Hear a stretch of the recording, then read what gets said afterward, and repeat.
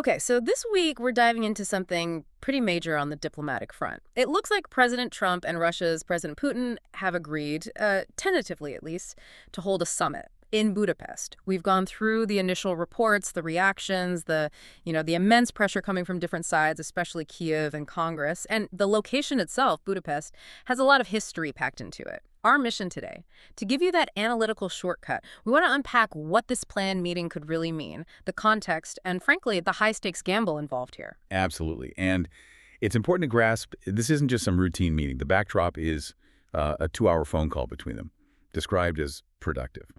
What's really fascinating, I think, is how this whole strategy seems to hinge on personal diplomacy. That's the term Trump uses. Can that direct leader-to-leader approach actually shift the dynamics of this war? That's the core question. And the White House seems to think it can. Trump apparently stated he believes great progress was made on that call.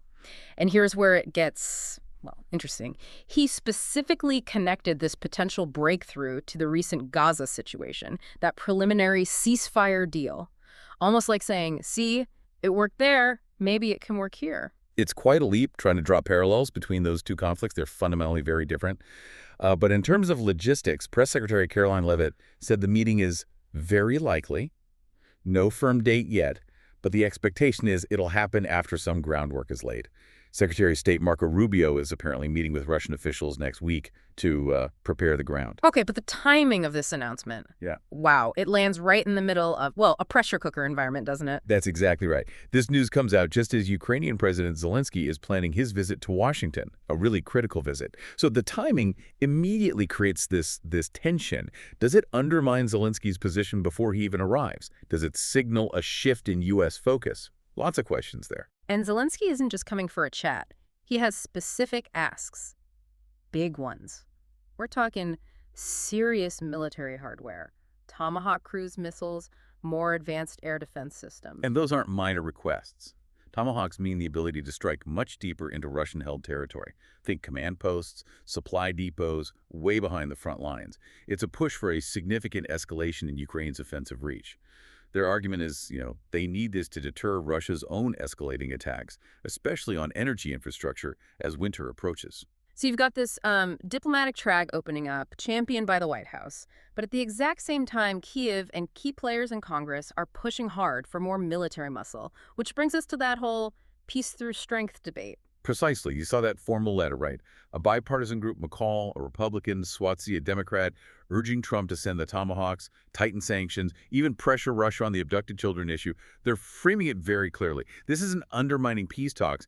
It's strengthening the negotiating position. The idea being you can't negotiate effectively from weakness. And this clash, diplomacy versus strength, it's already having real-world consequences, isn't it? That big sanctions package. Yeah, the bipartisan one, targeting Russia's finances, its energy sector, was apparently close, but now sources say it's stalled, put on hold because of this renewed push for diplomacy first.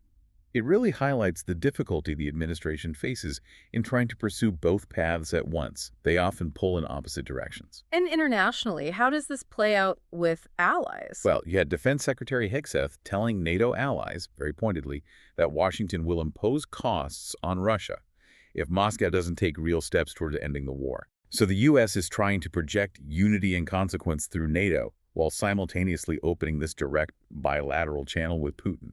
It definitely sends mixed signals. Okay, let's pivot to the location. Budapest. Why Budapest?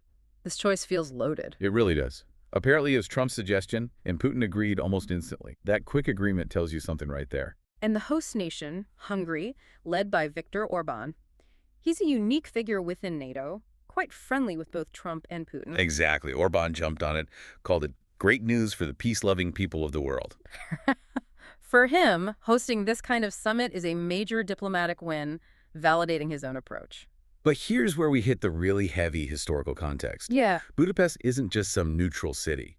It's tied to one of the biggest failures related to this conflict, the 1994 Budapest Memorandum. This is crucial. You absolutely have to understand this context. That 1994 agreement, it carries the weight of a massive broken promise. That's the one where Ukraine gave up its nuclear weapons, right? The very same. Ukraine had the world's third largest nuclear arsenal after the Soviet collapse. They gave it up.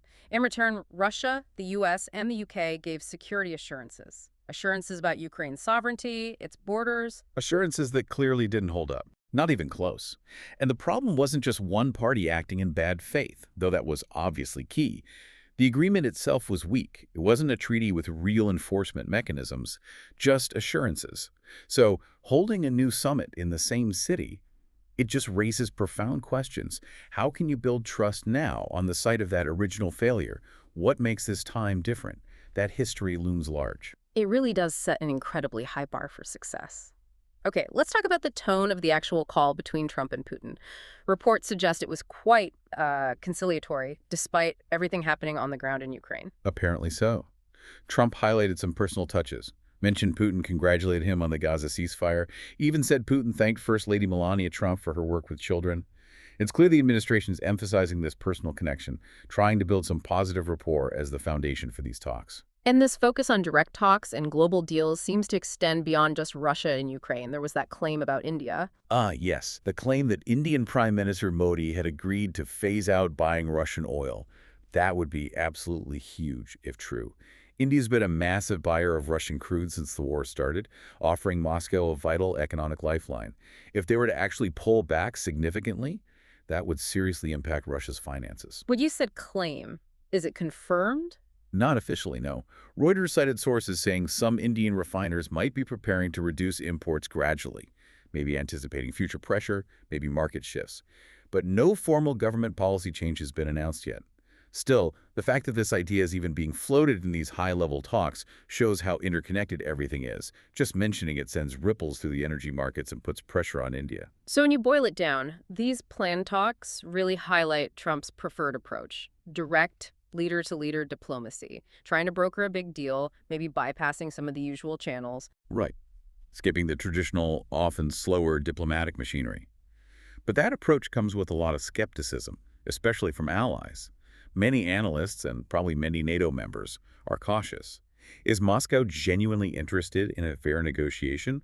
Or is this perhaps a tactic, a way to stall, delay more Western aid to Ukraine, maybe sow division within the alliance? So the stakes are incredibly high for this Budapest summit. Immensely high. It's really a test case.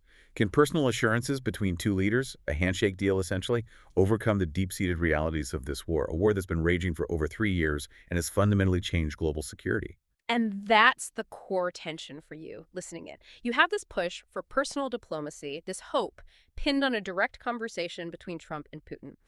And then you have the inescapable shadow of history specifically, the 1994 Budapest Memorandum, a security guarantee made in that same city that ultimately failed catastrophically. So the provocative thought we leave you with is this.